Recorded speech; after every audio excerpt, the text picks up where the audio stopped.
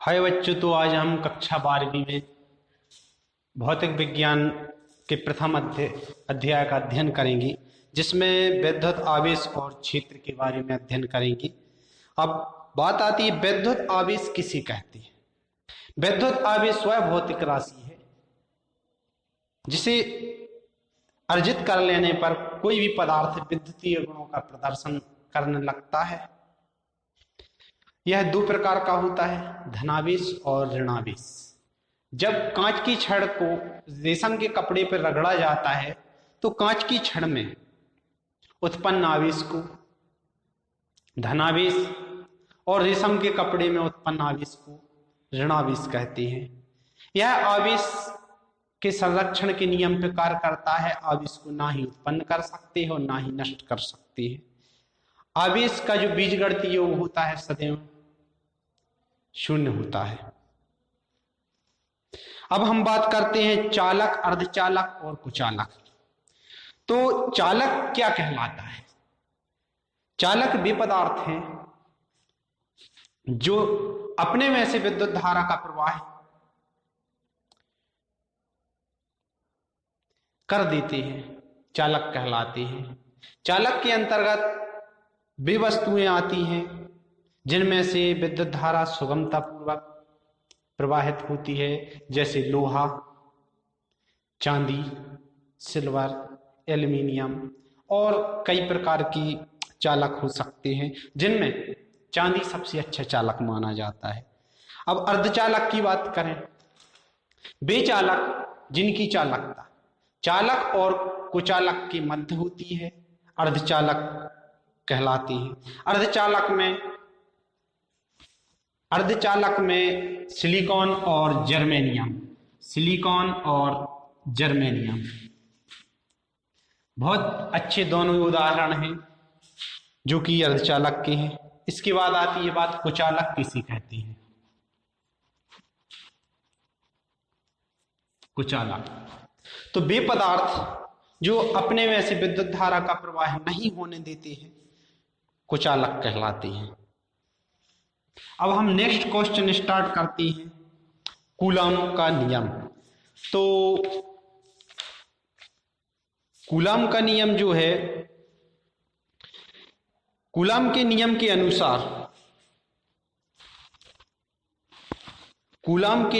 अनुसार किन्हीं दो बिंदु आवेशों के मध्य लगने वाला आकर्षण तथा प्रतिकर्षण बल का मान उन दोनों आवेशों के गुणनफल के अनुक्रमानुपाती और उसके बीच की दूरी के वर्ग के व्युत्क्रमानुपाती होता है। यदि दो बिंदु आवेश P और Q हो, जिनके द्रव्यमान क्रमशः Q1 और Q2 हो तथा बीच की दूरी R हो, तो कूलॉम के नियमानुसार F as proportional Q1 into Q2 तथा F as proportional 1/r²। Equation number first, equation number second, इन दोनों को मिलाकर लिखने पर F as proportional Q1 Q2 upon r² या F equal K into Q1 into Q2 upon r², जहां K एक आनुपातिक नियतांक है जिसका मान अलग अलग पद्धति के लिए अलग अलग होता है। K का मान SI पद्धति में K इक्वल 1/4πε0 होता है।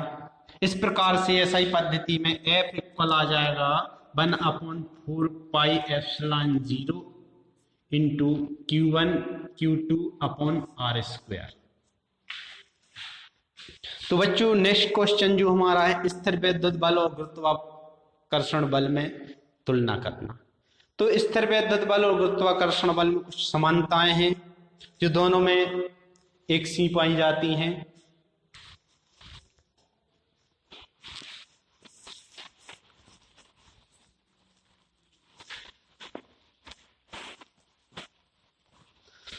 तो स्थिर विद्युत बल है जो वह इनमें समानताएं हैं।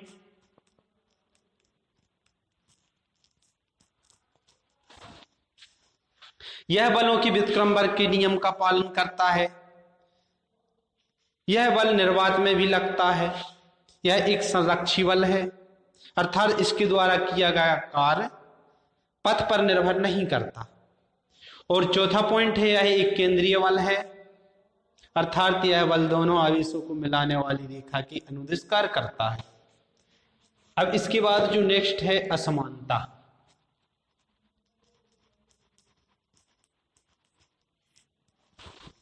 असमानता में अब बात करेंगे स्थिर विद्युत बल की।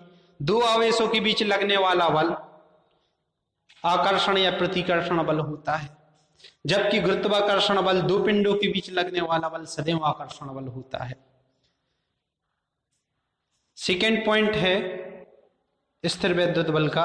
इस बल का मान आवेशों के बीच के माध्यम पर निर्भर करता है, जबकि गुरुत्वाकर्षण बल का मान पिंडों के बीच के माध्यम पर निर्भर नहीं करता।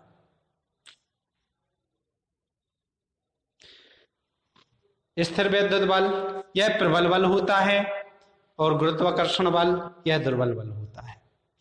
तो इस प्रकार से हमने स्थिर विद्युत बल और गुरुत्वाकर्षण बल में जो समानताएं और असमानताएं थी इनका अध्ययन किया। अब हम आते हैं विद्युत क्षेत्र रेखा किसे कहते हैं।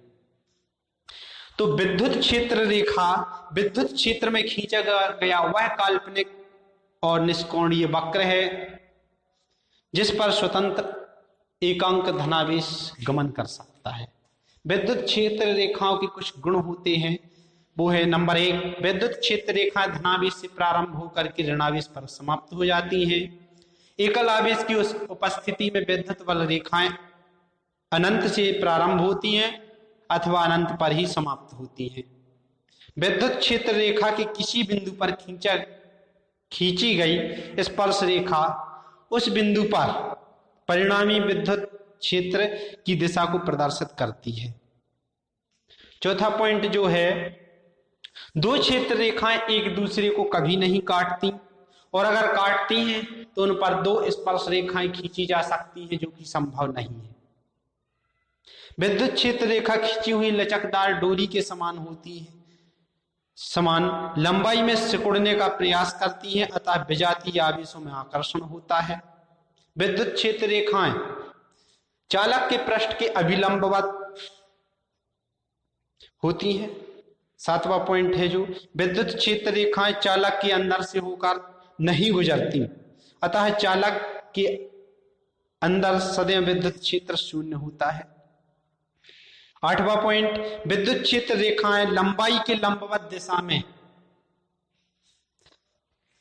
दूर हटने का प्रयास करती हैं, अतः सजातीय ध्रुवों में प्रतिकर्षण होता है।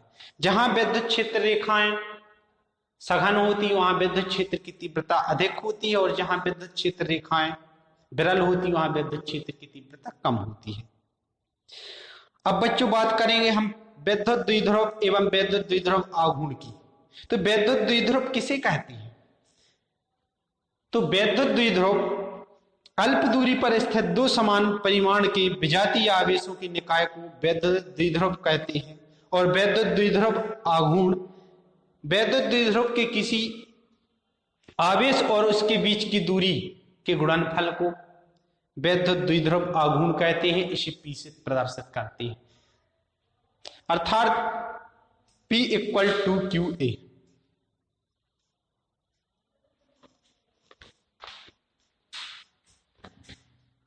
हाँ।